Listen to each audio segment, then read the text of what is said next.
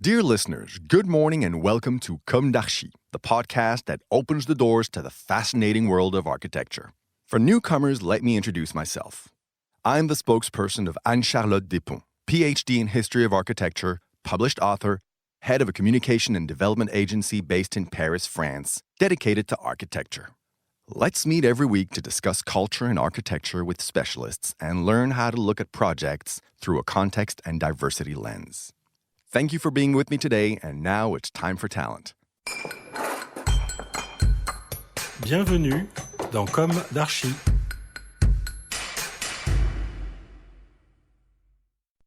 Hi everybody, hi Antoine, Leriche et Duncan Driffort. Thank you for being here today. Thank you. Thank you. You are both architects since February. In 2-3 sentences, could you describe your profile? Both of us approximately have the same academic career in architecture. We meet each other at the Architecture School of Lille, and where we got our bachelor's degrees. And before we started a gap year in foreign countries, and after it's allowed us to improve our architectural culture and try to understand different ways to do architecture through the different countries. And then we just decided to come to Paris Val de Seine Architecture School, where, to say the least, we did everything together during more than 2 years. The whole project we undertook were improved by our double experiences, and it led, as you said, until our diploma and the second prize of Archibois contest, which took place in 2019. I think it's better to present each other because we are quite humble about our personal aspect. Also, to speak about the specificity about Duncan. The specificity of Duncan's academic career come from the gap year he did after his bachelor degree. He went to Nepal during 5 months in a French NGO called Rock and Wood to do volunteering before he left for Lima in Peru to work in the international office, des Saint-Techniques. And the contrast between these two experiences led him to take position about question of research in architecture, which became significant in his architectural conception. On this point, he is going to be published at the end of the month in Les Carriers de la Recherche Architecturale et Urbaine about the question of sand extraction in Morocco. And concerning Antoine, beyond internships he did in architecture office in Vietnam and Slovakia, his most significant features is certainly his interest for modern architectural heritage and the issues of refurbishments that arouse this construction today. Throughout his trip, he always lingered over the construction out of touristic guidebooks about whom only few people's receptive. His interest for heritage questions, modern architecture, and the way he used cross-disciplinarity in his architectural process led him, in addition to this architectural practice, to actually work in various missions as photographer, for example, archivist, and is Frederick Edelman's assistant for different projects of publications.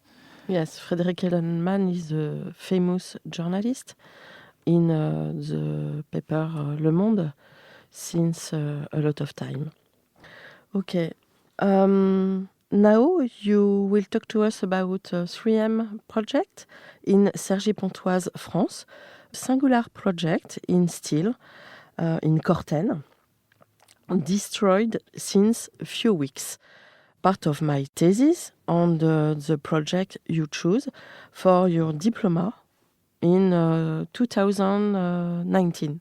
Yeah, that's right. So could you explain this choice on your project of refurbishment of this tower? To understand the project we led recently, we have to come back in 2019 when we decided to refurbish for one of our study projects the Avicenne Foundation built by the famous French architect Claude Parent. This architectural heritage we just discovered was truly impressive in terms of structure, and nevertheless, the original building was completely abandoned.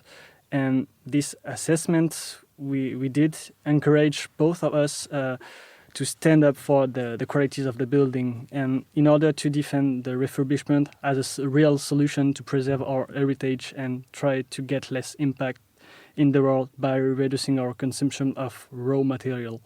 And that's why in September 2019, we were already immersed ourselves in modern architecture.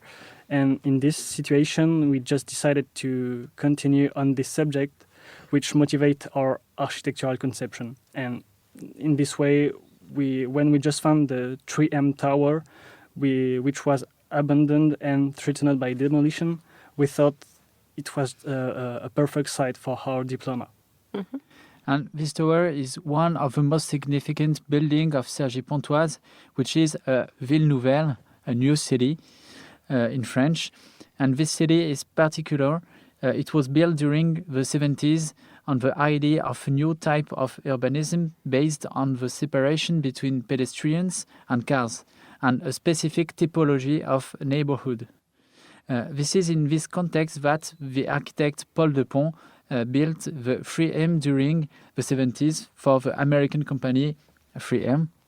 And this impressive building took place next to the city center of Cergy-Pontoise, where are located the first construction of the new city of Cergy-Pontoise. And finally, this tower takes a part of the first landmark of the city. And the problem is that today, this type of urbanism, which was supposed to consider people, green space, and public transportation, found its own limits with the urban sprawl since 30 years and the new densification got through the city.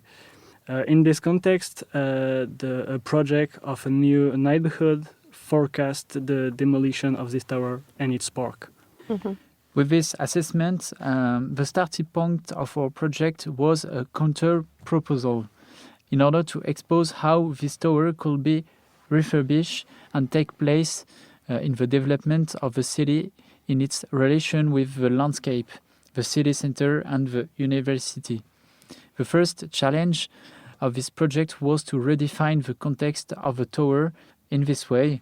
The first intervention we realized was the redefinitions of the base of the building, which was initially buried. This operation allowed the creation of a new urbanistic and architectural place to develop a new centrality in Cergy.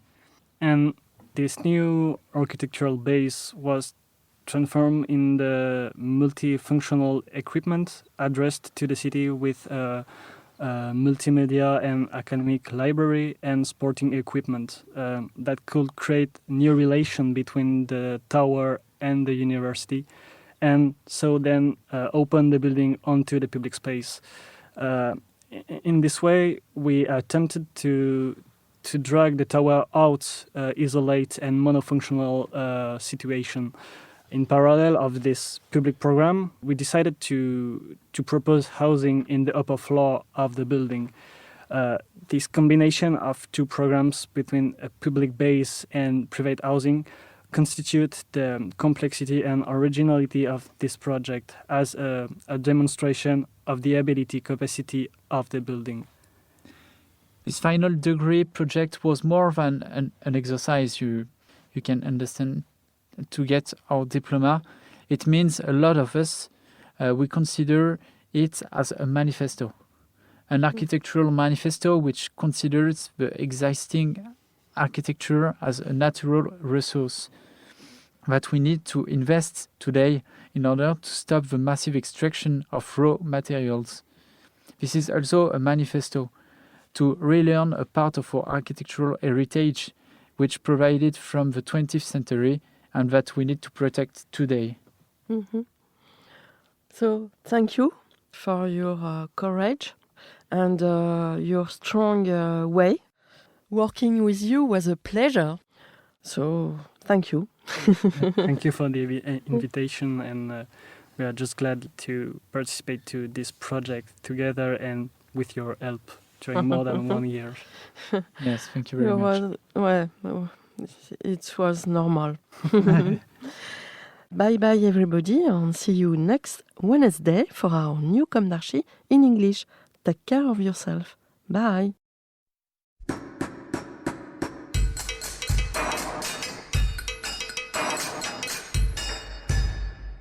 Thank you for listening. Don't forget to tune in to our previous content on Instagram at Comme d'Archi Podcast. If you like it, make sure to promote the podcast by giving it 5 stars on Apple Podcast and adding a comment, or on any of your favorite podcast platforms. And don't forget to subscribe and listen to all of our episodes for free. See you soon, and until then, take care of yourself.